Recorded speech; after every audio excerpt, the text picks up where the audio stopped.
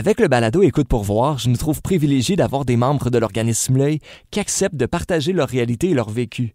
Normand Laporte ne fait pas exception. Avec beaucoup de vulnérabilité, il nous offre ce beau témoignage. Dans cet épisode... Moi, j'ai de la misère à accepter mon handicap. Encore à ce jour. Que je vis avec. Ouais. Je me dis, je me lève le matin, bon, on fait ça aujourd'hui, on fait ça. Je vais aller voir mes amis à L'Œil. Ça change une vie, là. T'sais. Puis on se compte nos petits problèmes. On s'entraide entre ça aussi pour les petits trucs. Quand t'arrives à L'Œil, t'es une personne comme les autres. Oui, on est tous pareils. Ça fait du bien, tu sais. On rencontre du monde. Je me suis fait même, dans le temps, une copine. L'Œil, l'organisme éducation, intégration, loisirs pour personnes handicapées visuelles, vous présente le balado Écoute pour voir. Découvrez la réalité du quotidien des personnes avec des limitations visuelles. Pour discuter avec Mélissa et moi-même, on a Normand Laporte maintenant. Puis Normand, salutations tout d'abord. Bonjour. On va parler maintenant de qui es-tu. On va essayer d'en apprendre un petit peu plus sur ta vie, puis la façon dont tu échanges avec l'organisme L'Œil. Premièrement, c'est qui Normand Laporte? En quelques mots. Normand Laporte, c'est un gars qui se cherchait un peu quand il a su que son handicap l'affectait beaucoup. Ouais. Et quand il a trouvé L'Œil, ça l'a mis excusez, ça l'a mis au monde pas mal. Disons que ça lui a aidé à grandir et à se trouver des bons amis. Ouais. Ce qui est comme la base dans la vie aussi, avoir un entourage, se sentir aimé, sentir qu'on continue d'avancer aussi. Cette maladie-là est arrivée comment dans ta vie? Je l'ai su assez tard, mais mes parents s'en ont aperçus vers 3 ans. J'étais toujours le nez dans la TV. Ah ouais, et là, collé. ils ont dit, il y a de quoi qui se passe. Fait qu'ils m'ont emmené voir un optométriste à Grimby. Lui, il ne savait pas ce que j'avais. Ils m'ont emmené voir les premiers ophtalmologistes fin des années 60 à Saint-Hyacinthe. C'est lui, il m'a dit, il dit, peut-être que ça ne reviendra pas. Mais il ne savait pas, lui, tout non plus. C'était pas autant développé. Puis quand j'ai eu 17 ans, mon ophtalmologiste, Benoît Gartin à Grimby, lui, il m'a dit, assis-toi ici, Normand, là, il m'a t'expliqué qu'est-ce que t'as. Puis il m'a tout expliqué ça de A à Z. Puis à date, c'est tout ce qui est arrivé.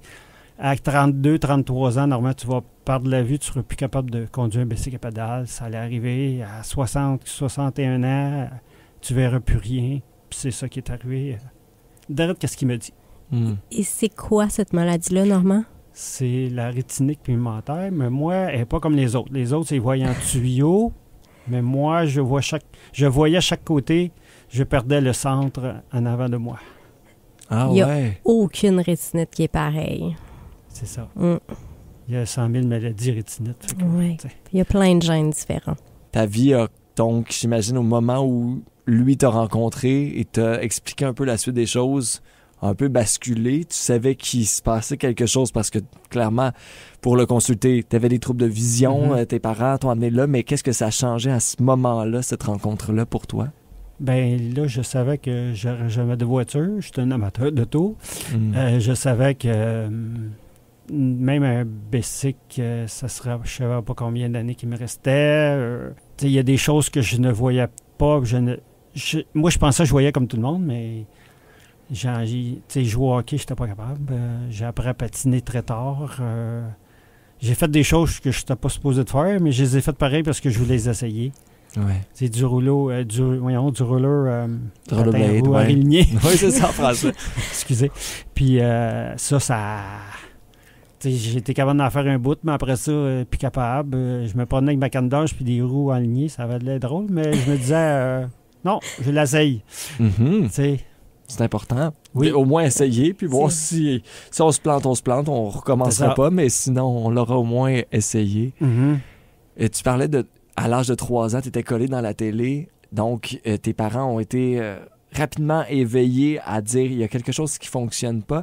C'était quoi à ce moment-là, ta vision jusqu'au moment où vraiment tu es rentré dans le bureau de l'ophtalmologiste, puis qui t'a dit ça va être ça la suite des choses. Il y a eu une diminution de ta vision au fil des années? Oui. Ça a toujours baissé. Plus que je vieillis, plus que ça baissait. C'était une dégénérescence rétinienne en même temps. C'est le miroir de l'œil avec les cônes et les bâtonnets qui sont affectés. Fait que ça désagrège le miroir. C'est comme si on gratterait un miroir. Puis il y a des trous. Les trous, là, je voyais plus dans ces trous-là. Et qu'est-ce que ça l'a fait? C'est que moi, je pensais que je voyais comme les autres, comme je disais tout à l'heure. Mais je voyais bien que j'avais des difficultés sur certaines choses. Puis que le soir, je ne pouvais pas rester aussi longtemps que dehors comme les autres. Je ne voyais pas aussi bien. C'était des petites barrières, mais je ne m'en apercevais pas trop au début. Mais plus que je vieillissais, plus je m'en apercevais. J'avais des restrictions à chaque année. Il fallait que je me recommence à apprendre des nouvelles manières de m'aligner avec les choses. Selon la diminution de vision, c'est dans ça. le fond. Et puis, là, à 35 ans, j'ai décidé vraiment de prendre ma canne blanche parce que je me suis fait vraiment mal à un moment donné. Puis là, j'ai dit non, c'est assez. Là, je vais prendre ma canne blanche. Puis j'ai été prendre des cours à l'Institut Nazareth et Louis Braille en mobilité. Fait que ça m'a aidé beaucoup. Qu'est-ce que tu vas chercher avec l'organisme-là? Et tantôt, je t'ai senti émotif dès que tu nous as parlé de l'organisme. Non seulement tu vas chercher sans doute plein de choses que tu vas nous partager, mais tu es aussi impliqué sur le conseil d'administration. Quoi concrètement que tu vas chercher avec l'organisme? Je vais me chercher des amis, des journées tout seul à la maison. Moi, je suis seul. Fait que avec l'organisme, ça me fait des belles journées. Dans le passé, dans les années 90, 95, j'ai fait tous les sièges au CA dans ce temps-là. Jusqu'à 94, j'étais président même. Après ça, j'ai laissé pour autre chose. Et je suis revenu en 2022, 23, excuse, pour reprendre le collier parce que là, je trouvais que j'avais plus de connaissances et plus de... Tu sentais que tu étais pour apporter quelque chose aussi plus, à l'organisme en siégeant sur le conseil. Donc, quand tu dis je vais me chercher des amis, ça vient briser l'isolement d'aller dans un organisme comme ça. Est-ce que tu participes aussi aux activités? Beaucoup. Oui. Ouais. C'est quoi tes activités? L'art plastique. On fait de la course, on fait des voyages, on fait aussi de la causerie le mercredi après-midi. Des fois, on prend des marches de temps en temps. On fait du yoga. Ça change une vie, là. T'sais. Puis on se compte nos petits problèmes, puis on s'entraide entre ça aussi pour les petits trucs. C'est bien plaisant. Moi, c'est ce que je disais. J'aurais pas eu eux autres, je suis pas sûr que je serais encore là. Quand tu arrives à l'œil, tu es une personne comme les autres. Oui, on est tous pareils. Ça change pas mal, ça, dans une journée. Oui, ça fait du bien, tu sais. On rencontre du monde. Je me suis fait même, dans le temps, une copine. J'ai aussi fait des bons amis. Tu sais, on reste... Il y a du monde que ça fait... Moi, ça fait 38 ans que je suis à l'œil. C'est beaucoup. C'est pas tant que ça, 38 ans, quand même. Non, mais quand même, dans le sens que ça fait partie de ta vie depuis plusieurs années, puis c'est donc devenu ta famille, en quelque sorte. Tu parles d'amis, mais je vois plus loin que ça dans ce que tu te dis. C'est comme si c'est devenu ta famille, en fait. C'est ma famille. Parce que il y a des amis qu'on se fait jamais ailleurs, qu'on va se faire là, tu sais. Tu sais, dans le temps, il y avait beaucoup de gars. Maintenant, il y a beaucoup de femmes. C'est plaisant aussi, tu sais. On n'a pas les mêmes discussions, puis on discute de d'autres choses que juste entre gars, tu sais. Ouais, mais tu sais, c'est comme je te dis, c'est une grosse famille, puis on fait des jeux. Depuis que Manon Marquis est arrivée, elle s'occupe des loisirs, fait qu'on fait beaucoup d'animatrice, plus de intervenante, exactement. Oui. Puis je pense que tu as de l'intérêt pour la musique, les spectacles, les films. Tu as un côté artistique, est-ce que je me trompe? J'aime ça l'écouter et y aller. J'ai pas de talent là-dedans, mais j'adore ça. C'est de l'appréciation. Oui. Je vais voir même tes shows. Ah ouais? Oui. Oh, tes shows avec tes chanteurs, ça fait 5 ans que je vois, puis j'adore ça. Là. Ah, mais je suis content de l'entendre. Donc, tu as beaucoup de goût, Normand. C'est ça. C'est ce que j'ai déduit tout de suite. Disons que depuis 6 ans, je connais une personne qui aime ça sortir, puis elle m'emmène partout ce que je veux aller, pas mal. On fait beaucoup dans toutes les sphères que je peux aller. Même si je ne vois pas, ça ne me dérange pas. Je veux connaître des choses. Oui, mais tu as parlé de spectacle, là. Tu dis même si je ne vois pas, mais clairement t'entends. Et ça vient avec une richesse autre. Vos oreilles sont sans doute beaucoup plus développées que les miennes, qui est un musicien, là. Donc, vous avez à travailler à tous les jours avec vos oreilles. Qu'est-ce qui change complètement dans une vie quand tu passes de « je vois quelque chose » à « je commence à moins voir et je ne vois plus du tout ». C'est quoi le plus grand changement pour toi? C'est pas voir ce qu'on voudrait voir. Puis, c'est sûr que ça nous met des barrières à quelque part, mais avec de l'aide, on grandit pareil. Quelle est l'aide que tu as le plus? Est-ce que c'est un outil technologique? Est-ce que c'est l'entourage? C'est l'entourage. Parce que moi, la technologie, là, c'est... C'est pas ton truc. Non, je suis trop vieux pour ça. Mais il y en a qui sont meilleurs que moi. Mais moi, même un téléphone, j'ai de la misère. Là, mais disons que je me débrouille avec ce que le monde me donne souvent. J'aime mieux rester, je sais pas... tu sais que moi, j'ai pas de chien. Je suis pas prêt à en avoir non plus. Je veux rester le plus autonome possible. Donc, tu fonctionnes avec une canne. Oui. Ma canne blanche est bien importante. Elle s'appelle Mercedes. Oh! Elle a un nom. Oui, et parce que tu es un amateur de voitures aussi. Parlons du défi Vision Mira. On s'en parlait avant d'ouvrir les micros. C'est quelque chose auquel tu participes depuis plusieurs années. Je pense que tu m'as dit 23 fois que tu as participé à l'événement. C'est un événement... pourquoi tu aimes cet événement-là?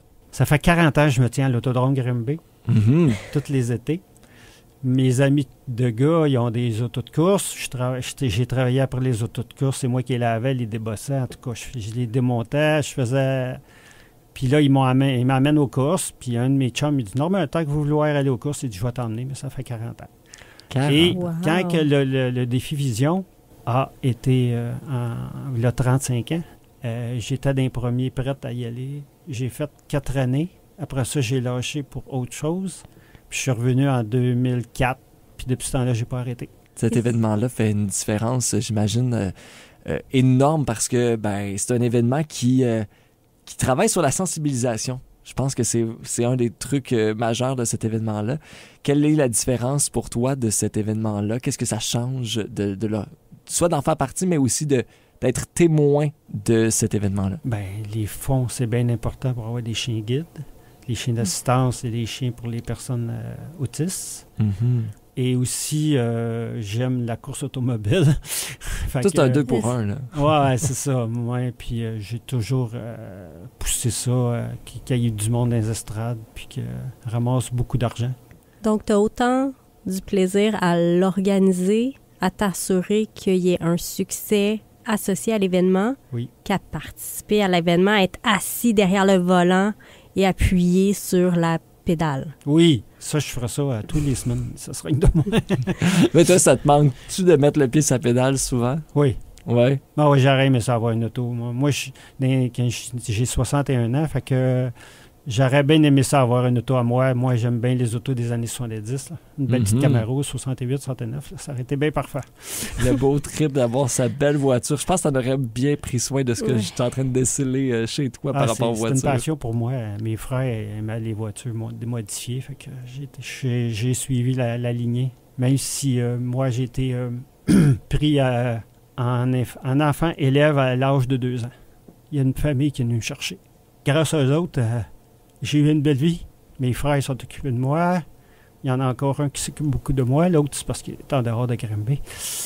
J'ai une sœur aussi. Puis ils ont été toujours... ils m'ont mis dans Watt. Puis ma mère puis mon père, quand ils ont su que j'ai été handicapé visuel, ils m'ont encore mis plus dans Watt. C'est bon ou c'est pas bon, là, mais... Ça n'a rien changé pour eux. T'es resté leur fils. C'est ça. Ça, c'est important. Oui, ma mère était très, très proche de moi, même... avant qu'elle décède, on était toujours été proches. Mon père, lui, c'était pareil, là, mais c'était autrement. C'était un autre... lui, il était plus pour me montrer des choses. Puis ma mère, on était plus sentimentale. On se comptait nos petites choses. Ouais. On y était proches. C'est important d'avoir... Mélissa, tu l'évoquais, tu sais, cet entourage-là, quand on arrive et qu'on a un diagnostic, j'imagine que l'entourage qui est autour devient une espèce d'ancrage pour passer au travers? Ou, quand je dis passer au travers, c'est d'aller vers l'acceptation? Mm-hmm. C'est sûr que quand on a eu le diagnostic jeune, cette étape-là, on l'a pas vécue. Mm-hmm. Dans mon cas, c'était à 3 ans. C'est sûr que toi, Normand, c'est un peu plus vieux. Donc moi, je ne me souviens pas d'avoir vécu sans, mais en fait, d'avoir vu normalement. Ça a toujours été comme ça. J'ai pas d'autres comparatifs. Une chose est certaine, d'avoir une famille aimante, d'avoir des amis aimants qui vont au-delà de la limitation, parce que ça, il y en a beaucoup. Ça change une vie, puis ça permet d'être intégré une personne complète. C'est si bien dit, c'est beau. Oui, vas-y, Normand. Moi, si je vois pas... Elle le voit d'une manière, moi, je le vois de l'autre manière. Moi, j'ai de la misère à accepter mon handicap. Mm-hmm. Encore à ce jour. Que je vis avec. Ouais. Je me dis, je me lève le matin, bon, on fait ça aujourd'hui, on fait ça, puis je vais aller voir mes amis à l'œil. J'essaie de me mettre un baume sur ça à tous les jours. Oui, mais tu t'accroches à tous les jours à un petit quelque chose à l'horaire qui te permet de dire « OK, ça va être une belle journée. » là. C'est ça. Ouais. Puis je fais du bénévolat aussi pour un autre, pour Amibus. Mm-hmm. Ça m'aide aussi, ça fait au-dessus de 25 ans que je suis dans le comité admissibilité de Amibus. Ça aussi, ça remplit mes journées. Mm-hmm. Tu es actif, tu as des passions, tu ne t'apitoies pas sur ton sort. Donc... Pas à tous les jours. Non, mais moi, ce que j'entends, c'est que tu veux faire quand même une différence. Le fait de t'engager, t'impliquer dans des conseils d'administration, dans différents projets comme le défi Vision Mira ou encore l'Amibus, pour moi, ça témoigne de quelqu'un qui a envie de faire une différence pour les autres, pour toi, pour ton quotidien, mais aussi pour le quotidien des autres personnes. Et ça, c'est honorable aussi. Faut s'entraider. Si on ne s'aide pas, on l'avancera pas. C'est bien dit. Il faut s'entraider. Vraiment. Merci beaucoup, Normand, pour ton témoignage aujourd'hui. Merci d'avoir pris le temps de venir nous partager ces petites portions-là de ta vie qui sont plus intimes, mais qui, pour nous permettent de vraiment comprendre ta réalité, la réalité de d'autres également. Alors, je t'en remercie grandement. Dans le prochain épisode, Manon Marquis, qui est intervenante et animatrice pour l'Œil, nous présente les activités de l'organisme. Les nouveaux membres, moi, je les fais toujours commencer avec le café causerie parce que c'est fun.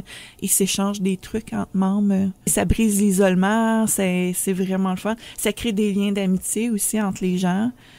C'est un lieu de rencontre, là, c'est très familial. C'est vraiment l'activité la plus populaire. Là.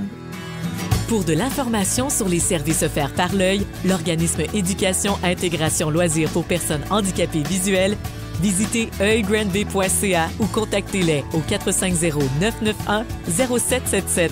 Le balado Écoute pour voir, une production M105.